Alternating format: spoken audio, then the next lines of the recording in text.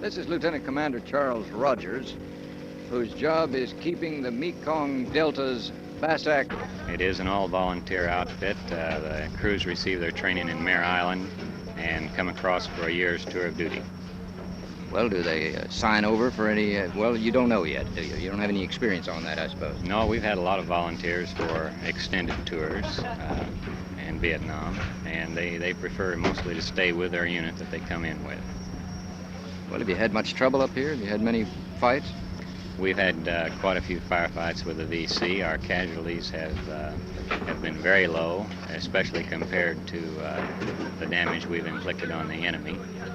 This is a patrol operation, not a search and destroy operation. And by and large, we don't get into any fights that we initiate. The VC always initiate them. And what happens when you get one started? Well, we shoot our way out and call in our supporting arms, artillery, armed helicopters, and the Vietnamese RAG units. They're the heavy guns. These are just plastic patrol boats and are not made to stand and fight. Well, what yardstick do you use in judging the effectiveness of this operation? That's a hard thing to say. We rely on intelligence reports to find out how bad we've hurt the enemy. Our job is to deny him the use of the major rivers. Now, he uses the rivers for a variety of purposes. Of course, to transport his war material. He uses it to tax the people of Vietnam, to get money to run his subversive campaign. We know we've hurt him there. We've reduced his capability to tax the people. We have physically blocked him militarily from moving units back and forth across the river. We've hurt his supply of arms and weapons into the Delta. It's hard to say exactly how hard we have hurt him, but we know we've hurt him. Your base looks a little vulnerable here to me. Have you had any trouble here? No. I think Charlie would be foolish to hit this base. We've got an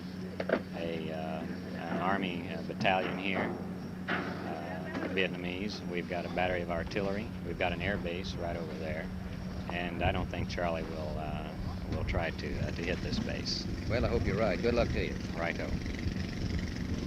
How much do you make over North Vietnam a day out of here? You mean myself, or normally we get one, occasionally two, is about the average. Have you ever got into trouble over there? Oh, we've had a little flak shot at us occasionally. You see it around the aircraft, but fortunately, so far, we haven't been hit. Well, good luck to you, Dave. I hope you're not. Thank you very much. One of the airmen involved in the fight on the Tan Son Nhut Air Base on Sunday morning was Airman First Class Dale Sidwell of Freeport, Texas, who works with the Air Force Canine Dogs. What happened out there, Dale?